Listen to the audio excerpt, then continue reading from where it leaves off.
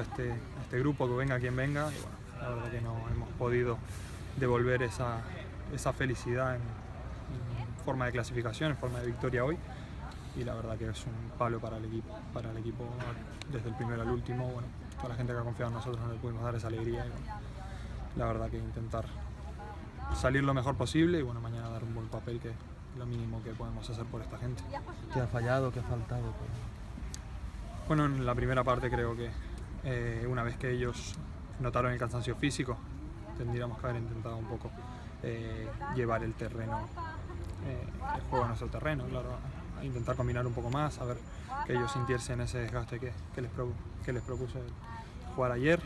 Y bueno, no lo supimos hacer con claridad, más allá de que fuimos con empate, que no era mal resultado, pero bueno, en la segunda parte el gol tan tempranero, en ese error que tuvimos, nos hizo pagar muy caro. Luego intentarlo, pues más con corazón que con claridad. No lo supimos sacar adelante y bueno, el segundo gol ya fue bastante matador en ese sentido y no pudimos reaccionar a tiempo. El míster ha comentado que podéis estar orgullosos y tirar la cabeza alta con el partido que habéis hecho. ¿Lo compartes, ese sentir del vestuario? Lo comparto totalmente, claro. Desde el primero al último, incluso la gente que no ha entrado siempre ha dado el máximo, se ha implicado al máximo en su faceta.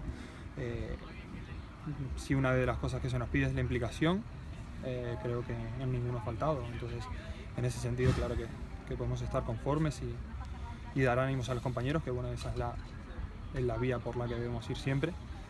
Hay días que acompañará un poco el juego, la situación del partido, las acciones más determinantes que igual hoy no nos acompañaron como estábamos acostumbrados a hacerlo. Y bueno, esa cara del fútbol que hasta ahora no habíamos tocado, la de la derrota, pues hoy nos ha tocado y bastante de lleno. Vale. Muy bien, gracias.